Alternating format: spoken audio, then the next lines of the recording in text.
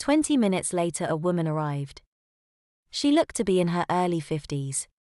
From the look on her face, Deborah thought she looked very angry. She walked straight toward Deborah. "Young lady, what do you have to say for yourself? How old are you?" Deborah blushed. She wasn't about to tell this woman she was a death row inmate. She hoped the age question was rhetorical.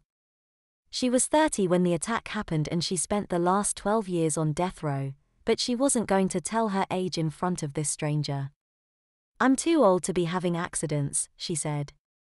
She had to walk the walk of shame through the halls to the parking lot. She followed the woman outside toward the parking lot in silence. She kept her head down as she walked toward the car. As she walked, she felt the poop slide around in her panties and against the inside of her leg. "How could you disgrace yourself so badly?" said the woman. "I could imagine a first grader having an accident, but you? You're 18 years old and a senior." She led Deborah to a maroon Taurus and opened the passenger side door. Deborah was about to get in, but the woman grabbed her by the arm. "Don't sit down," the woman said. She opened the back door. Deborah watched as the woman stripped the plastic off the dry cleaning laid in the back seat. She put the plastic on the passenger seat. "You can sit down now."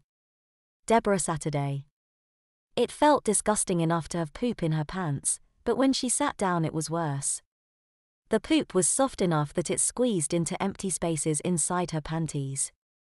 Some felt like it moved to the front of her panties. She hoped it didn't go inside her. The woman got behind the wheel and they drove off. The only conversation was the woman berating the state of her underwear. Deborah just ignored her and looked out the window. When she caught her badly angled reflection in the mirror, she froze. Her wavy red hair was now dark brown and straight. Her face was now had the glow of youth. It wasn't her face. She put her hand to her face and the reflection did the same. This wasn't even her body. She looked at the woman. Her coloration and looks were an older version of the reflection. "Mother." "What?" the woman said. She didn't know what to say. Was this how reincarnation worked? She didn't think she was in heaven or hell. She didn't know much about reincarnation, but she had thought reincarnated people start their new life at birth, not as an embarrassed teen in high school. "What, Allison?" the woman, her mother, repeated. "I'm sorry," she said. "I'm sure you are," her mother said. "You still are grounded. No TV and no computer beyond what you need for schoolwork, understand?"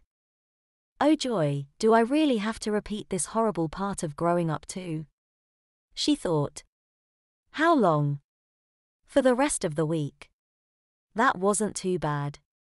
It's Wednesday, right? Yes, her mother said and turned into a driveway.